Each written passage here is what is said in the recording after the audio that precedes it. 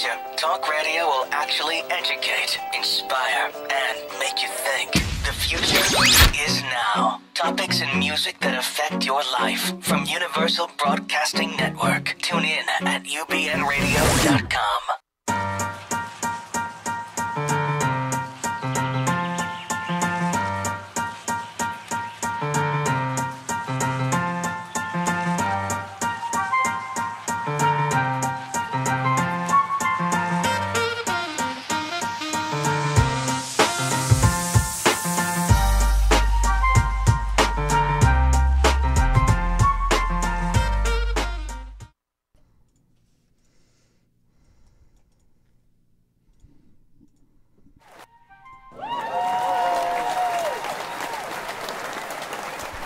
Hello, everyone. Dr. Judy here with laryngitis, but the show must go on. So hopefully my voice will be good enough to be heard. And if not, I'll repeat myself. So just a little bit about me. As many of you know, I have a psychological healing center and a mind map system for healing human disconnect. That's predicated on how childhood wounds basically shatter us and how we heal out of that through a system of healing called the Be the Cause Mind Map System. And for those of you who do not have a copy of my book, it's easy to get one for free, PDF version. All you need to do is go on my website, drjudy.wtf.com, and sign up for a free 15-minute consultation, and the PDF version of the book is yours. So with that said, I want to introduce my topic for this evening. The topic for this evening is healing from narcissistic control. And tonight we have a special volunteer who is going to be processing with me the mind map panels 1, 2, and 3. And her name is Alexandria, and she's going to be calling in any minute, and I think she's here. Hi, Alexandria. How you doing? Hi, Dr. Judy. I'm doing great. Talking to you is amazing. So. Oh, thank you very much. And, you know, really it's an honor, and I want to thank you for sharing your process with the audience, because I know a lot of people are going to be able to relate to what you have to say, what you've been through, and your pathway of healing, which I'm going to help you with. And tonight we're going to focus specifically on your childhood wounds, how you reacted to them, and what kind of nasty, negative core belief you encoded as a result of blueprinting off of your parents. So please tell me a little bit about how you heard about me, and what city are you in, so everybody can know where you're from. Oh, yeah, and I'm so happy to share. And I am in, basically like Ann Arbor, Michigan, and Ypsilanti, Michigan is kind of where exactly I am, but Ann Arbor is more known. So. Okay. And how old are you? I'm 28. Okay. So you're a young woman, and we'll get you out of this horrific double dungeon of darkness, as I like to refer to it. Yes. And how did you originally hear about me? Yeah, I was feeling so hopeless one day, and in the YouTube search engine, I typed like mother something with like I don't know, maybe like can't stand my mom or feel abused mom or something, and then you popped up. I'm like, oh. So I'm the can't stand your mom doctor. I get it now. Okay. No, I know. No, then just for all the viewers, Dr. Judy has so many other topics. This just happens to be the crux of my life right now, is dealing with this. And then I have a lot of people who can't stand their fathers, and a lot of people who can't stand their siblings, and those topics would be golden child, sibling rivalry, effects of narcissistic mothers and fathers on their children, and on and on and on. And so I want to focus on you because part of narcissistic injury is a system. To me, it's a system gone wrong. And the system is a reverse system whereby the parent puts him or herself before the child. And as a result of that, it creates some pretty nasty negative core beliefs. And also, of course, it shadows over your ability to grow and separate and individuate from your parents. And so let's start with this. Let's start with, what are your symptoms? What are you experiencing? What is hurting you? Okay. Yeah, and also I filled out all 3 of the panels in the mind map journal. Great. With, Dr. Judy. It's all filled out. But what are my symptoms? Yeah, so the most apparent of which when I was a kid was trichomania, and now it's the dermatillomania, what are they, excoriation disorder, and that's, I think you mentioned things like that as maybe something like not being able to fully express in some way, but that, and just trying to not, I mean, your book is called Healing Human Disconnect, and, I'm so isolated and quote unquote disconnected. Yeah. And so it's been so hard to connect with family. My aunt, I reached out to, and, I said, Mom didn't talk to many people, and I didn't know how to reach out, just feel so isolated. I'd love to connect sometime this Christmas, and I haven't heard back. You have and not I heard invited back. them to my housewarming party, and they didn't come. They said they promised they would. So it's just so hard to be connected. And Okay. Really. Okay, so let me give you a couple of thoughts on what I think might be happening. If indeed your mother is trying to gain favor from the family, it might be that she's poisoning your family against you. That is something very typical that narcissistic parents do, because they need to be important. Sure. Do you think that might be going on?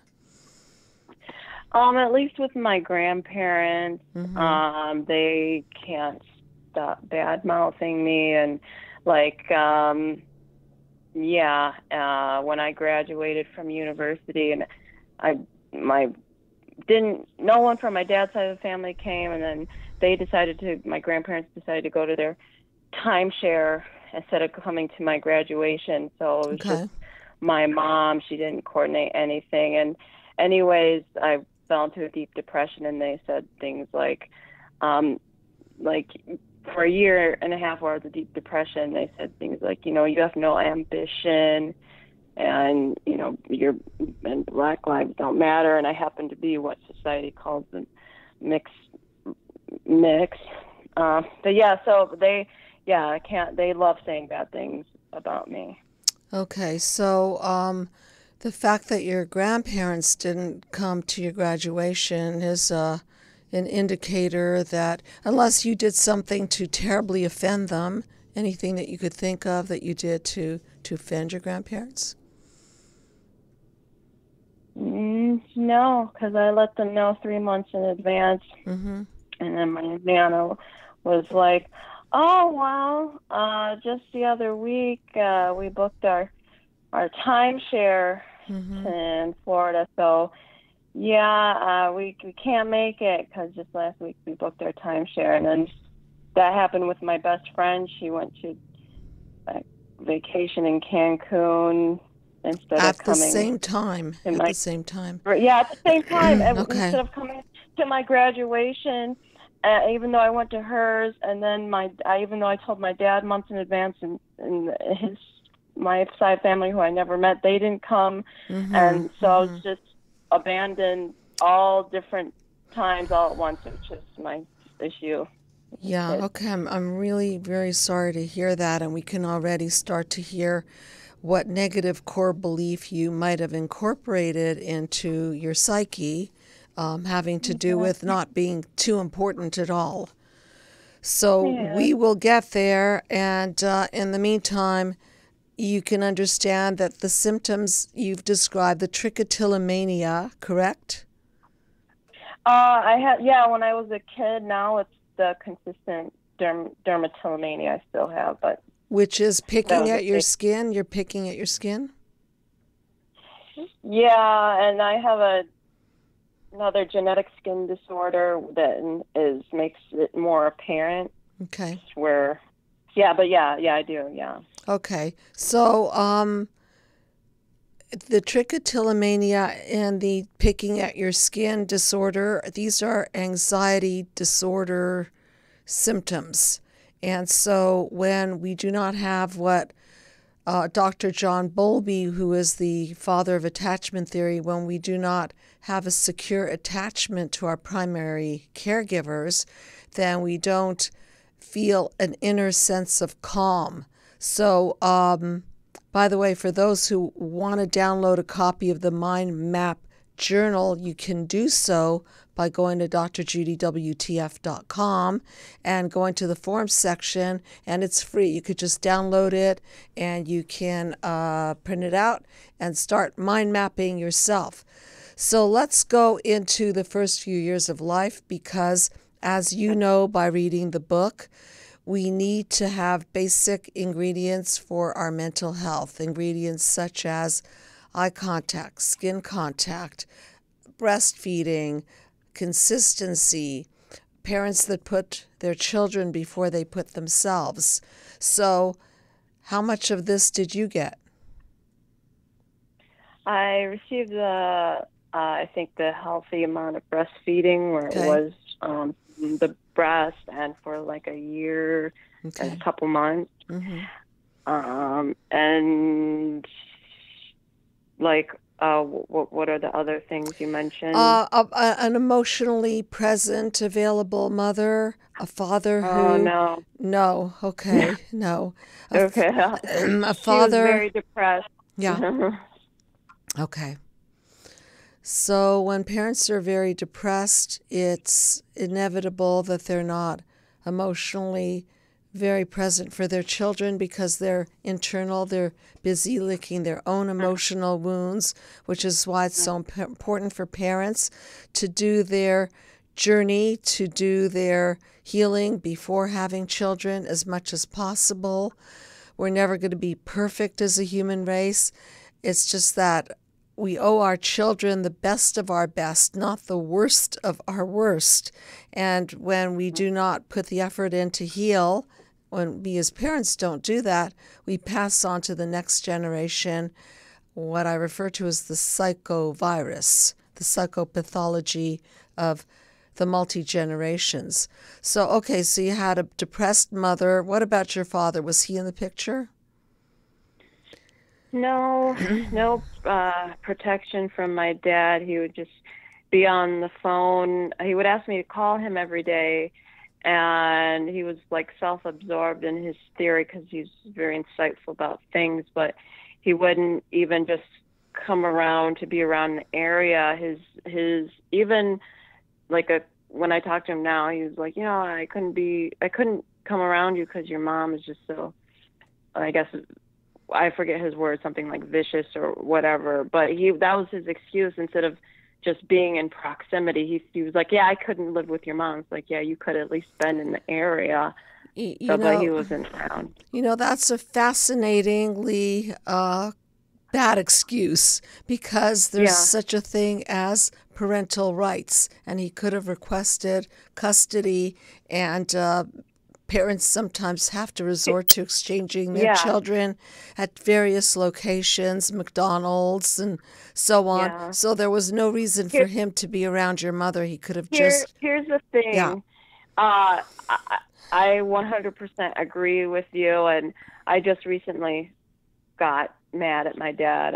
I did idolize him, and after reading your book and things like that, I kind of found my full expression of how his what was it where they're sort of complicit. They don't speak up or do something. But anyways, he was an immigrant. He is an immigrant from Trinidad and Tobago, and I don't know if that time maybe if I just need to ask him. But yeah, I don't know if there's something going on with his immigration where he couldn't do court stuff. But I think for a kid, you could at least talk into it and tell kids, like, you know, hey, I have this thing, and I can't, even with the court, you know, because I came here from another country, and I'm sorry. It wasn't even that. It was just like, I'm going to call you, talk to you, and not protect you and be around. So yeah, but I agree with you. That concept is called acts of omission, what you don't do for your children. There are acts of commission, which, for example, hitting your child, name-calling your child, abusing your child in some form. That's an act of commission. And when you omit to pay attention to your child, you omit protecting your child, it is equally as damaging, if not more sometimes. So, and before I applied to university, my mom told me, like, because I came to live with her and then I didn't make breakfast, I thought if I make my own food and stay out of her way, it'll be okay. And she does the same. It'll be okay. I won't be like depending on having her make my own food. I'll just do it myself. And anyway, she's like, you know, what, were you born stupid? Okay, so these are some of the negative. These are some of the childhood wounds. So let's start listing your childhood wounds. There are 5 main childhood wounds. I'm on panel 1 right now. We're mind mapping your process. We're mind mapping your wounds of childhood, how you reacted, and ultimately what you encoded in there, which is going to be your negative core belief, which we'll discover today. So the 5 main forms of child abuse are physical abuse, sexual abuse, verbal abuse, neglect, and smothering. So which ones do you relate to most?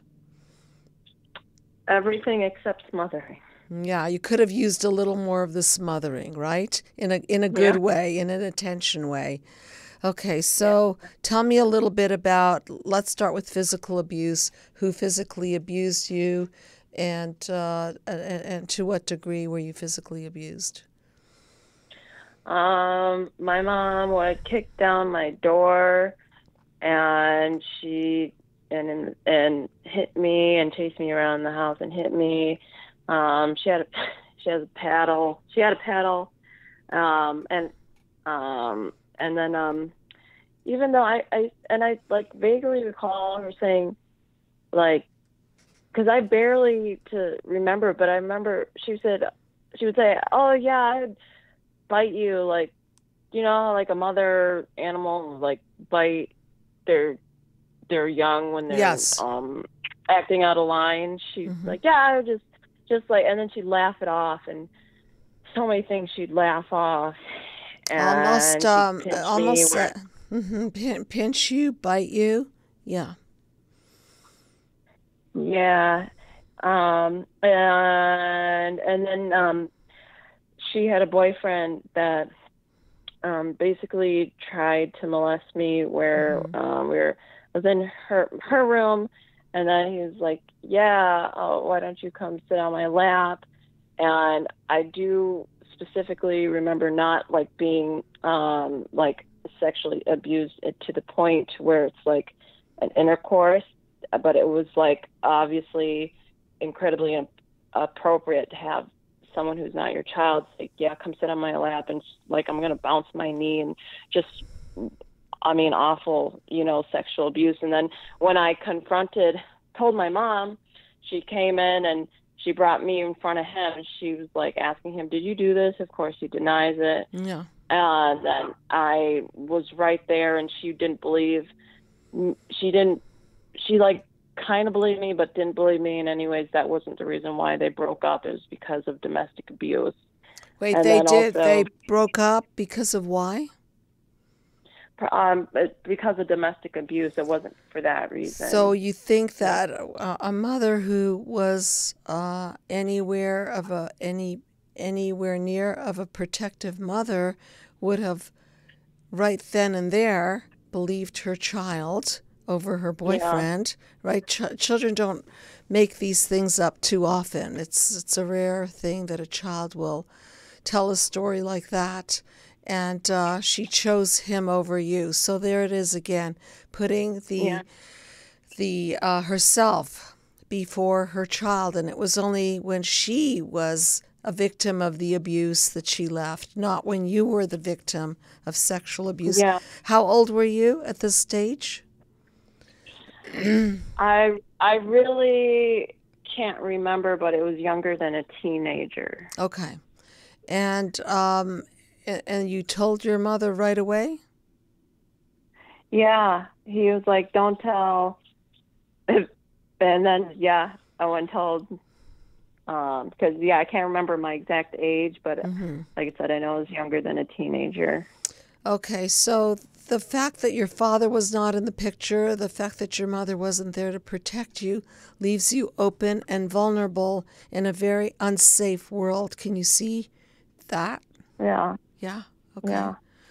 Okay, so physical abuse, sexual abuse, name calling, the emotional abuse. Tell me more about that.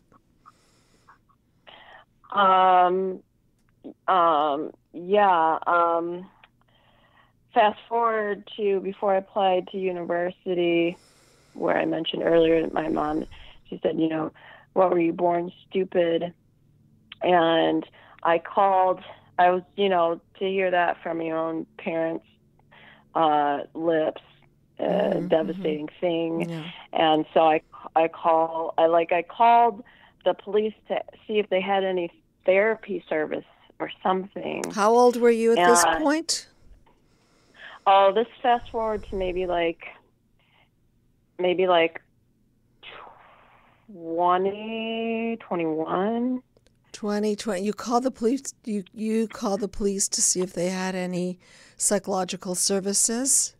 Yes. Yeah. For what were you wanting from psychological services at that stage in your life?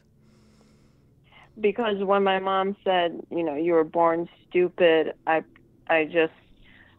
it sent me into.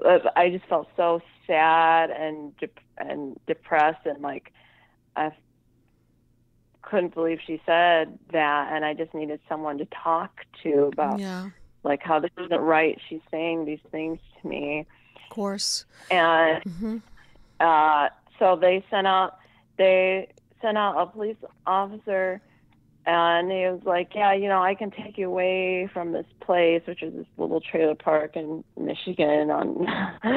And he was like, "But I'm gonna have to. I can take you to a mental health place." And I was like, "But I'm gonna have to put you in the back of the car and put you in handcuffs." Why? Because when I called, I was like, I just feel like I don't want to live. I'm just so sad. And anyway, so they took me to the psych ward in Detroit, and then I sat there. Someone actually escaped while I was sitting there in the lobby. Someone ran through the door, and the front desk person behind the bulletproof glass door pushed a button, and they didn't push in time, so the person ran out. Then they brought me to the back, and the nurse was like, "Do you hear voices? Let's do a urine sample. Oh, you don't hear voices. Okay, your urine's clean." So this is. And then they took me back. Okay, so you reenacted what I refer to as a WTF, a what the Freud, a repeat cycle. So you reached out for help. Interesting that you called the police because you were hoping that they would be your protectors. Your mother wasn't there to protect you. Your father wasn't there to protect you. When you finally reached to the police to protect you, not only did they not protect you, but they handcuffed you and threw you into a mental institution. And so I call this the double dungeon of darkness. There's no place for you to turn. You can't turn to mom, can't turn to dad, can't turn to the police. You can't turn internally because there's nothing there internally for you to really access because not much was given to you in terms of emotional support. So checkmate. Okay, so you're in that horrible, horrible place. So another piece of the mind map that I want you to incorporate into your childhood wounds is the level of neglect, emotional neglect.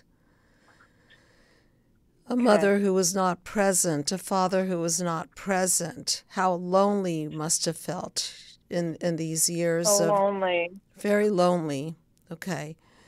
So anything else? Because we are talking about, let's go back to the topic of the evening, which is controlling narcissistic parents. So tell me a little more about how your mother was controlling.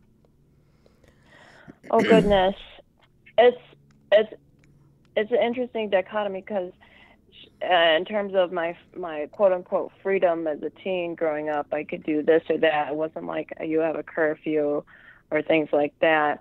But when it comes to like now, my whole issue now is that I finally escaped from her of essentially being codependent because I came out of my depression. I could function. Again, they didn't understand that I was in this severe depression. They just thought, I'm this lazy millennial, right. This narrative that's perpetuated. Mm-hmm. And anyways, so my mom, I was like, you'll invest in the windows in the house and like getting a new like thing with your tooth when we could have like done it. Anyways, she invests all this money in all these things, but not in a therapy for us. And I was like, you're a monster.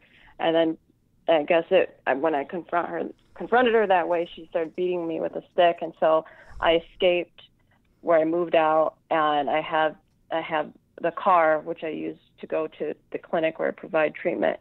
Okay. And anyway, so now she contacted me. When voted the other day, she was there, and she was like, the sheriff's been trying to contact you. I'm going to take away the car. And okay, so said, there's the control. Yeah, there it is. And I feel like, Dr. Judy, I think I'm just going to because I can walk to the clinic, and I feel like I'm just going to give her back the car and also the cat that I love, but because I want. This is I can't be connected to her unhealthiness. I want to like disown her. I'm very impressed with your courage, because there comes a point where anything to do with her is a contamination. And this lovely cat that you have, how sad that you have to sacrifice animals that you love and a car that you need for your freedom. Yeah. And I'm so deeply sorry that it's such a big sacrifice and such a painful sacrifice. And I think you understand it's a necessary sacrifice, because anything that she holds over your head will be that source of control, and you will not grow. You will not see your freedom. And so I really congratulate you for taking the pathway of freedom on this one. And obviously you're going to be grieving your cat, and obviously you're going to have to do more walking and so on. And this time you can do it with pride. With pride. Because you're breaking the codependency. The codependency is another system gone wrong, where you need that other person to supply you with whatever it is that you need the supply of, whether it be love or car or advice or anything, esteem. And once you realize that it is an unhealthy dependency and a controlling type of dependency, once you recognize it, you've got to cut loose. And that's exactly what you're doing. And I know we're concentrating on panels 1, 2, and 3, but let's just jump over to panel number 4 for a second and know that when panel 3 is a toxic tie, so let's use panel 3 as a metaphor between a connection between you and your mother. So one strand is you, one DNA strand is you, and then the other one is your mother, and you're interconnected. It's just that the problem is that it's toxic. Yet you're bonded. So what do you do about that? You're bonded to toxicity. So what you're choosing to do is to proactively disband this toxic bond. And look what happens. Chaos, right? Panel 4. Yeah. And chaos is not a fun place to be in. So even though we're only doing panels 1, 2, 3 on air, you know that we're not dropping you at the Psychological Healing Center, and you're going to continue your process until you have come to peace and you've come to your own freedom and your own strength. Because now that you're releasing yourself from the toxic bond, you're going to start to grow a lot faster. Understood? Yeah. Okay, so let's go back to panel number. I want to read you a couple of things that I found on the web. Okay, so what are narcissistic parents? Parents who put themselves before their kids. So it seems as though they're invested in you, but they're not really invested in you. They're more invested in how they look to everybody else. Understand? So they perpetuate this dependence to the point where the child is not permitted to develop her own identity, but is rather forced to become one with the parent. So there's no differentiation. And so you're kind of forcing the hand here, and you're saying, I'm not going to do it.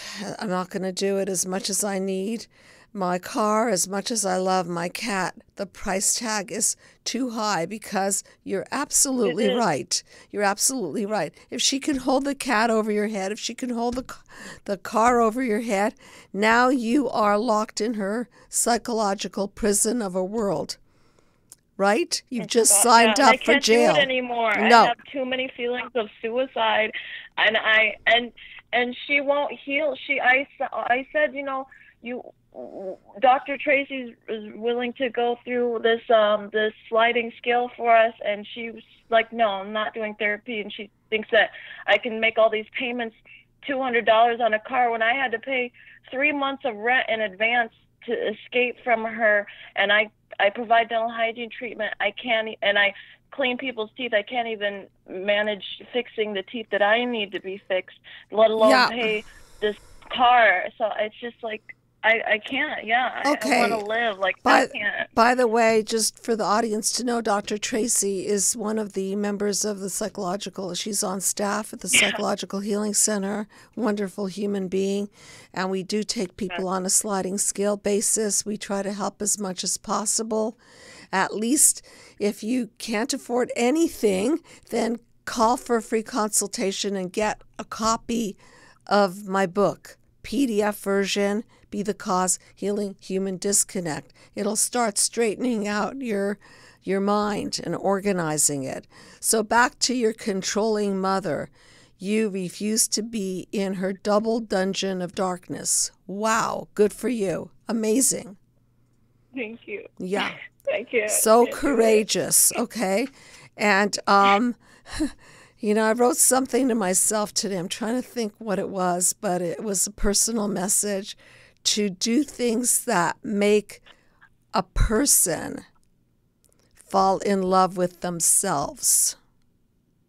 Because we can't please other people. We can't make other people love us. We can't make people fall in love with us. But we can be that person that we fall in love with.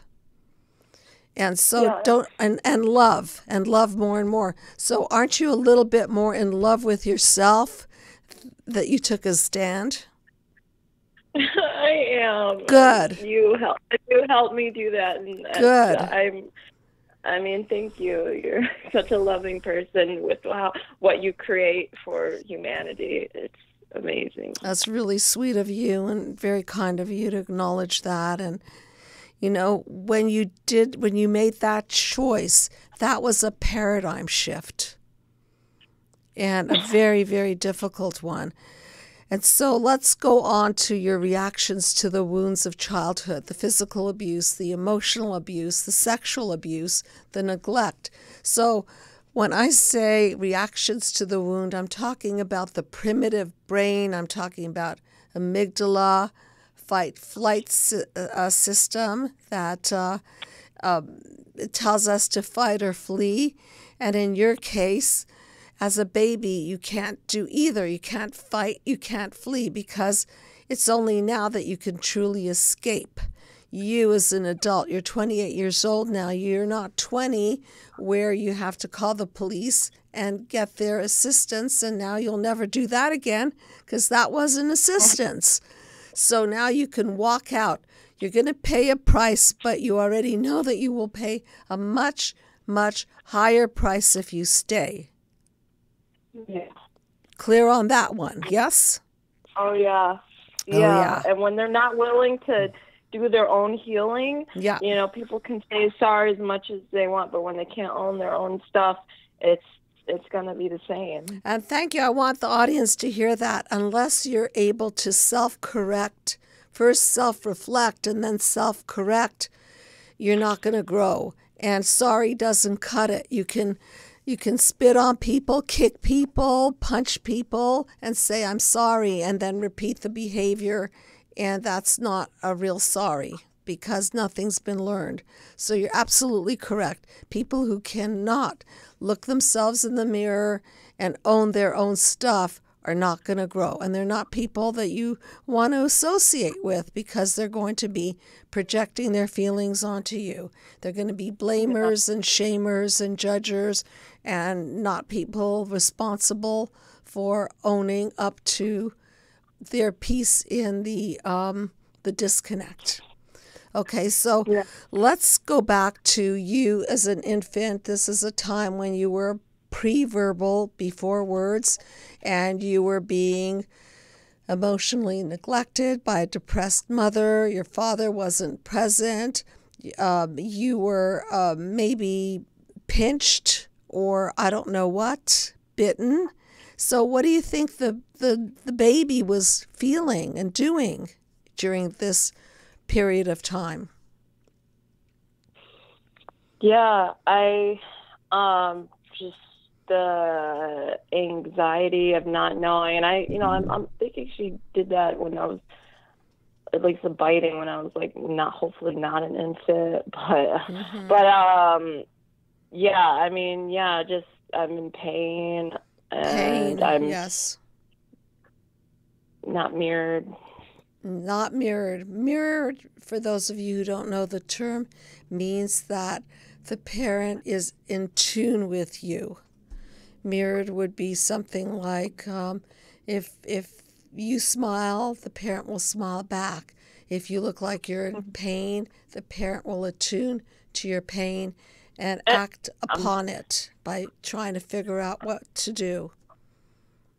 And she did say that I feel like there are a lot of good pictures of her taking me places and me loving my mom and her loving me back, but it was walking on eggshells.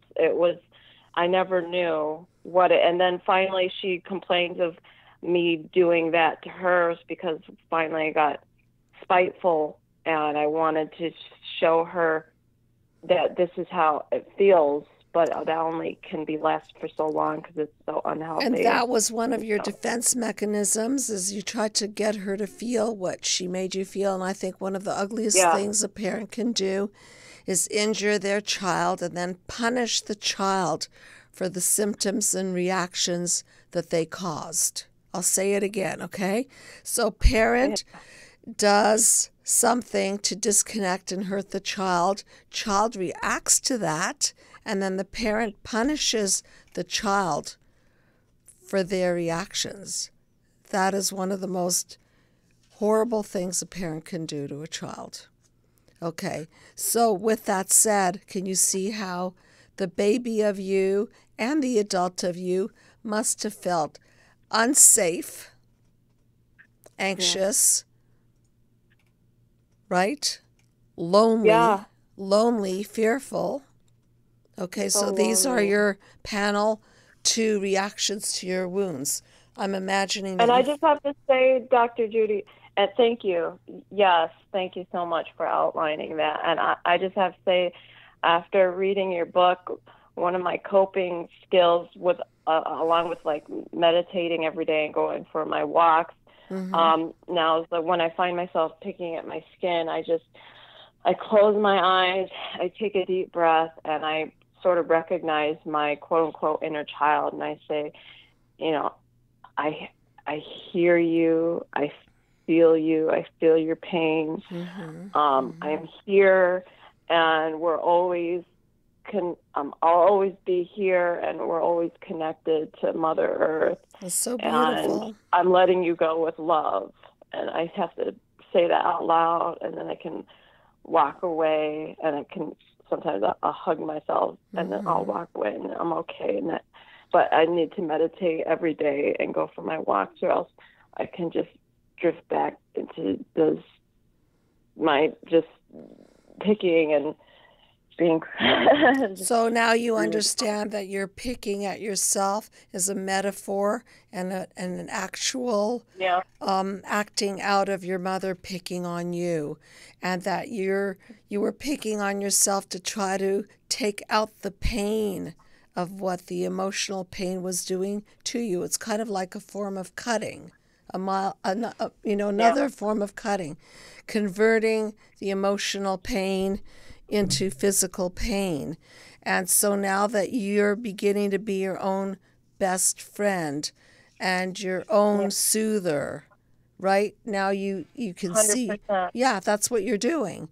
Okay, so you understand that even though you just started this process, you are a much better parent to yourself than your parents ever were.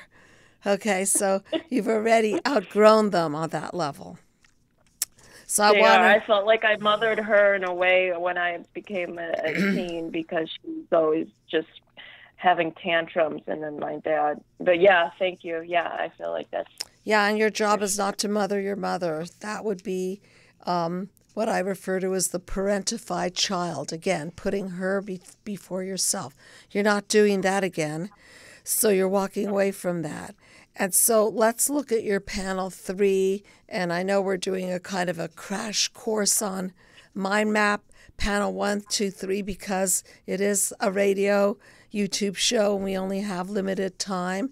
And I want to get down to your negative core belief. So what do you think you encoded in there? For panel 3, I have it listed here for I'm not cherished, I'm not important, I'm not remembered, I'm a burden, and I'm not deeply loved for me, but only for what I do. Yeah, only for what you do, because what you do serves your mother. Yeah. Do you see the difference? Who you are serves yourself, your authentic self. What you do, if it's tied to your mother's needs for you're doing something special, serves your mother. So do you see what I mean? You would never have grown in the hands of your mother. You would have been serving her. Yeah. So any growth that you would have been doing would have been a false growth, because it wouldn't be authentic to the direction you want to grow in. It would be the direction that she wants you to grow in, to fill her own needs. Yeah. Okay, and so... for sure. Okay, so at the very core of you, you don't feel important. You don't feel lovable. Yeah. My dad always said this one thing to me, that when we were on the phone, that every day and every way, I'm always in the right place at the right time, and every day and every way I get better and better and better. So I always felt lovable. I definitely didn't feel important. But because I feel like with that positive ingraining in those words, I just have always been so resentful that they don't align their actions with the words. So I can't be an emotional vessel for them, like your keyword, another one of your phrases of being vampired. I can't be vampired anymore. No, and I didn't know that your father gave you this positive message, because as I talk about, the double dungeon of darkness can be opened by one parent. So if your father stood next to you and said, what did he say, that you're getting better and better every day? Yes? Yeah. And that Okay. I'm always in the right place at the right time. And so it was good for my inner self-talk, obviously. It was Yes. just a little bit crazy making when you're being abused by your when I was with my mom. Like, I'm always in the right place at the right time. It's like, no, I really didn't feel that way. But for my self-talk, it was really positive and fortunate. Yeah, and that's, appreciate that. I think that was a part of what saved your emotional life, your father's message, because the two DNA strands that represent panel 3 also represent the DNA messaging of your father, the DNA messaging of your mother. And so we get the darkness and the light. We get the positive messages. We get the negative messages. And so when we incorporate our belief about the world and ourselves, I call it the cracked lens of perception, because we're not seeing straight, we're seeing through the eyes of our parents. And her self-talk was always like, damn it, Tracy, can't do anything right. And she'd like hit herself in the head, and I'd watch this, and there's just so much projection from her. You mean she said that about herself?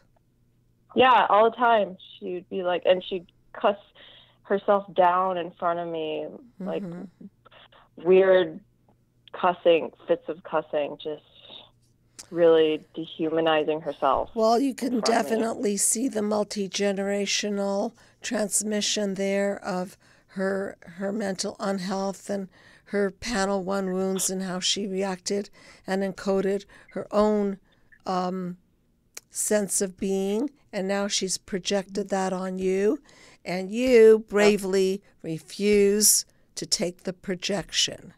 You just refuse to do it. I want to yes, thank you. Yeah, I mean, with your teachings, and I consider you a teacher, honestly. Like I said, I have tabs all through your book. I've read it twice. I encourage everyone to read it and watch Dr. Judy's videos. And forget what. I want to say that, like, I want to return the car. Earlier this week, she mentioned that she was gonna have a sheriff come into my clinic and take it, but she said, I didn't want to embarrass you, so I'm holding off. So I'm like gonna try to return it tomorrow or Saturday. I'm just like, I need someone to communicate that I'm gonna return it. I'm just really scared that she's gonna air out the dirty laundry at where I am, and I'm just so scared. So you've already told her? You have not told her that you're going to return the car? When she basically, ambushed me at the place where she told me all this, that the sheriff is going to come, and I was like, okay, I can give you like a payment, and then on Friday, and that was like earlier this week, Tuesday, and then midweek, I decided, like, no, I've got to return this. I'm just going to return the car and the cat because it can't be controlled. So I can't communicate with her. I can't. I don't want anything to do with her. Let me tell you something. Even though, again, I repeat, it's so difficult to break this toxic bond, it's going to free you up so much. And all of the psychological energy you're putting into feeling dysregulated because of her, and feeling pain because of her, and feeling controlled by her, all that energy can now be freed up to heal yourself and meditate more and take more walks and eat better food and self-care and grow yourself and find different ways to become more and more educated and stronger, so that you can be stronger economically, you could be stronger mentally, you could be stronger physically and spiritually. So it's going to free up so much energy. And so this time around, instead of putting the energy into other people who vampire you, guess where you're going to put the energy. In me. Exactly. Exactly. So you are your new investment. How do you like that? Yeah, I love it. Thank Okay. you, yeah. Okay. About time. Okay. Any other last minute thoughts? And please know that we're going to continue working with you and working through this. Aw, Okay. thank And you. of Okay. course, and I just particularly want to repeat how much I admire your bravery to break out of this horrific prison and free yourself and take the hit of losing a beloved cat and your freedom to drive around in a car, and in exchange you're getting a massive amount of freedom, a massive Yes, thank amount. you. Okay. Thank you for the Yeah, you're affirmation. unlocking yourself from the double dungeon of darkness. And so, anything else that you want to say? Because I'm going to go to the Shrink the Tune, which you so Yeah. kindly recommended. Any other Oh last my minute God. thoughts? Um, no, not for this hour. Just words can express my gratitude. You're such a blessing. Thank you, Dr. Judy. I look forward So to welcome. working more with the Psychological Healing Center. Okay. Take care. Yeah. No, we're going to do this song together. Don't go anywhere. I want you Oh, to shrink. yeah. I Okay. want you to shrink it with me. Okay. So, Okay. and thank you very much for your kind words. And the song that you chose is called Temporary Ground by Jack White. I love the title, Yes. Temporary Ground, because when we don't have Yes. security, it's this shaky temporary ground. So I'm going to read it and you're going to help me shrink it. Oh, okay. Okay. On a floating lily island moving over slowly sideways rest the temporary creatures spending all of their days. What do you think that might mean? Like What does it mean to you? in regards to tonight, it's me, like being how I was so codependent on my mom. Yeah. And this temporary, there's no stability, waiting for the floor Yeah. to buckle down below their belts, crashing into yet another drifting continental shelf. So what does that mean Yeah. to you? Just like repeat of like chaos of the what is it? Chaos, defenses, all that. All that, Yeah, the floor is buckling and there's no security, moving without Yeah. motion. So, screaming without sound across an open ocean, lying there on temporary ground, moving without motion across an open ocean, lying there on temporary ground. So it reminds me of getting nowhere, this moving without motion, feeling stuck, Yeah. and screaming without That was my sound. depression. What does that Yeah. mean to you, screaming without sound? I mean, that was not only my early childhood years of my mom. She didn't talk to her sister. My dad didn't introduce me to his side of the family. My grandparents, finally, when I came out to them and said, I need help, they just say, go talk to your mom. And no one, just screaming without sound. And Yeah. then through my depression, it was like the same thing. And so now I'm like here trying to get through it. Yeah, not being heard. You're screaming internally, you're crying, you're screaming, you're not being heard. The older explorers had it easy. Well, I thought about that line and I thought, well, the older explorers maybe, back in the day, people had a compass, some kind of a compass. They discovered nothing new, but returned on home with answers of sad existence clues. What does that mean to you? Man, I feel like that's in my mind, it's like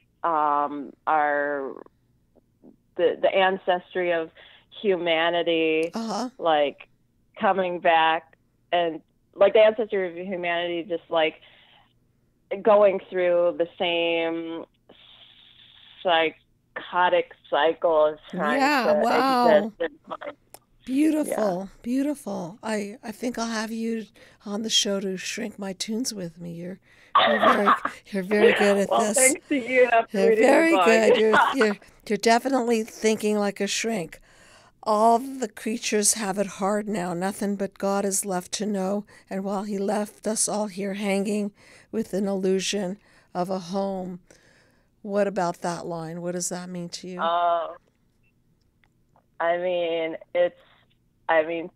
Speaks to so many, including myself, of how, how when you cling to something you are comfortable with, it's your illusion of what's safe, or illusion of what's, I guess, just comfortable and what's okay to accept, when you become accepting of something unhealthy. And it's just an illusion. It's an illusion, right. Okay, so being that we only have a couple of minutes, I agree with you. The illusion has to be broken. That cracked lens of perception has to be healed. And you're stepping out of the illusion. You're letting it go. And I can't wait to see how you develop as a result of your paradigm shift decision to let this whole dependency go and just cut loose. So with that said, I want to thank you so much for being on the show. We will continue the conversation. And for those of you who listen in and want to receive notice of shows, please subscribe to the channel. Go to my website, drjudywtf.com, and sign up for that free consultation. Receive a free copy of your PDF version of my book, Be the Cause, Healing Human Disconnect. And for those of you who want to watch the mind map video series that I created, you can check that out on the site as well. So thank you for tuning in, and I hope that Alexandria's story has been of value to people listening, and she's been such a stand for freedom. Good night, everybody.